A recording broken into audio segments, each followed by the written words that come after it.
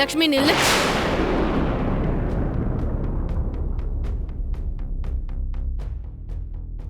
என்ன நீதான் அந்த கம்பெனியோட முதலாளி மாதிரி பிஹேவ் பண்ணிட்டு இருக்க?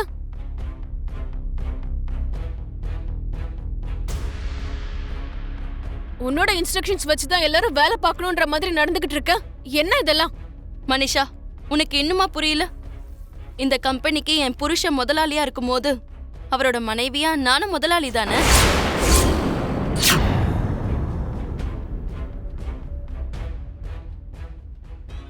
What nonsense are you talking? Nonsense மாதிரி பேசுறது நான் இல்ல, நீ.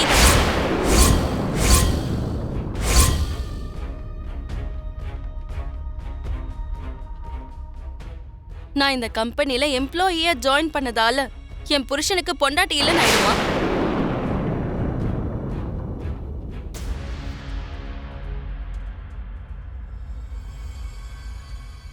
அவரோட மனைவியா இந்த கம்பெனிக்கு முதலாளி அம்மாவா இல்லாம இருப்பானா? கொஞ்சம் மெச்சர்டா யோசிச்சு பார்த்தனா உனக்கே புரியும். அந்த 2 ஜாதகங்களும் 2 விஷப்பாம்பு மாதிரி மித்ராவோட உயிரை விழுங்கிறதுக்காக காத்துக்கிட்டு இருக்கு.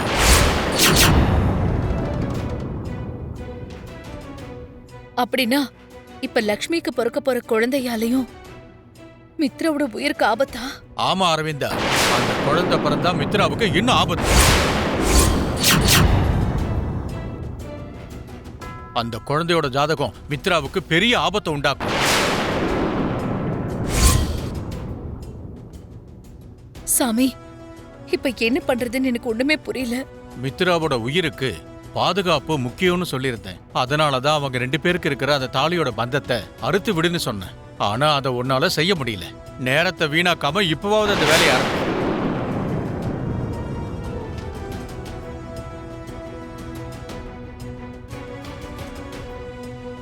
இப்பவாவது உன் மருமகளை முடிஞ்ச அளவுக்கு சீக்கிரமா மித்ராவை விட்டு பிரிக்க பாரு.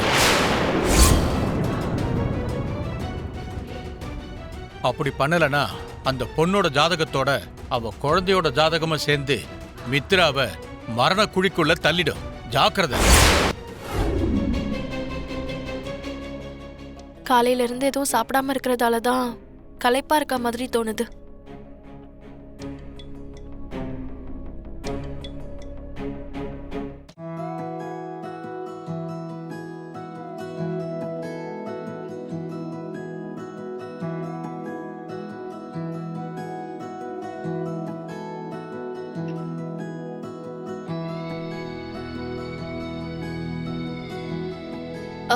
என்னங்க இது? ஜூஸ். பார்க்க ரொம்ப டயர்டா இருக்கே லக்ஷ்மி. மார்னிங் ஏதாவது சாப்பிட்டியா இல்லையா? சாப்பிட்டேங்க. சரி, முதல்ல ஜூஸை குடி.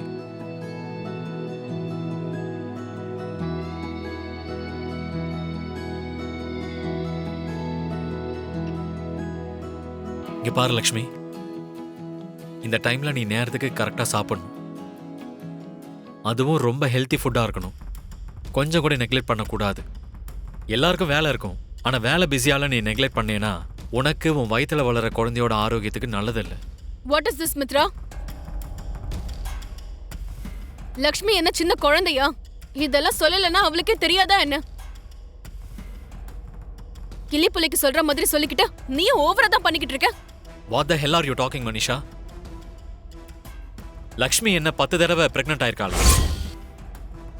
இப்ப எப்படி இருக்கணும், எப்படி நடந்துக்கணும்னு தெரியறதுக்கு ஏதாவது ஒரு விஷயத்த பத்தி தெரிஞ்சுக்கணும்னா அதுல நம்ம 10 தடவை எக்ஸ்பீரியன்ஸ் ஆயிருக்கணும்ன்ற அவசியம் இல்ல மித்ரா.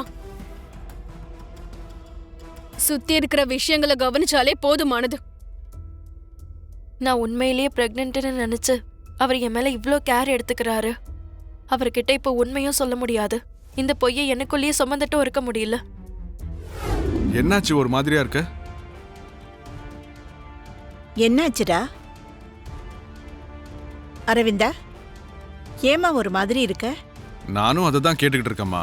என்னாச்சுன்னு சொல்ல மாட்டேன்.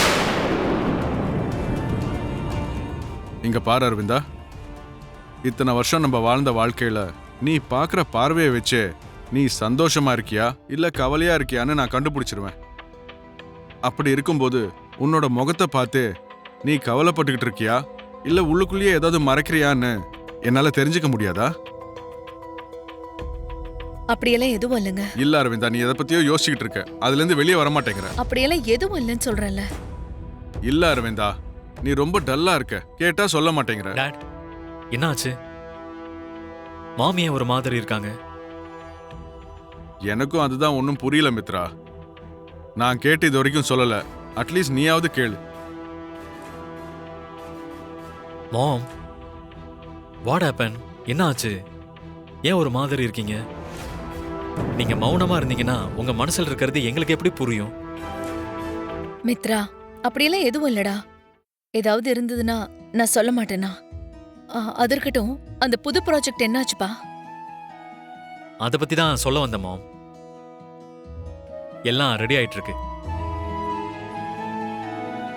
we are on the track. நாளைக்கு பிரசன்டேஷனுக்காக எல்லாம் பிளான் பண்ணியிருக்கோம். பெர்ஃபெக்ட்டா டிசைன் பண்ணியிருக்கோம்.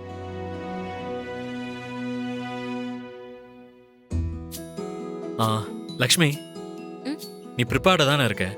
ஒரு வாட்டி நீயே எக்ஸ்பிளைன் பண்ணிடுற. நானா? எதுக்கு பயப்படுற? கிளைண்ட்ஸே கைத்தட்டி பாராட்டுற அளவுக்கு எக்ஸ்பிளைன் பண்ணுவேன். அப்படி இருக்கும்போது வீட்ல மாம் முன்னாடி எக்ஸ்பிளைன் பண்ண முடியாதா? Come on, you can do it. Nandan group of கன்ஸ்ட்ரக்ஷன்ஸ்லயே ஒரு புது அத்தியாயம் ஆரம்பிக்க போகுது. ஒரு மிகப்பெரிய ப்ராஜெக்டா வரவேற்க போகுது. நம்மளோட இந்த சிட்டியிலேயே மகுடம் மாதிரி தயாராக போற பாரத் டவுன்ஷிப் கட்டடம் நந்தன் குரூப் ஆஃப் கன்ஸ்ட்ரக்ஷன்ஸ் நிறுவனத்துல ஒரு அழகான வடிவத்தை பெறப்போகுது.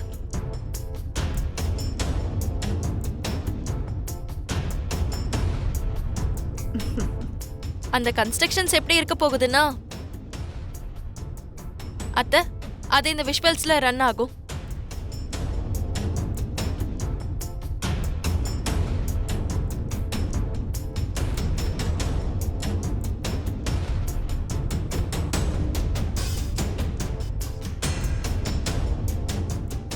காம்ப்ரமைஸ் இல்லாத quality, safe and security guarantee.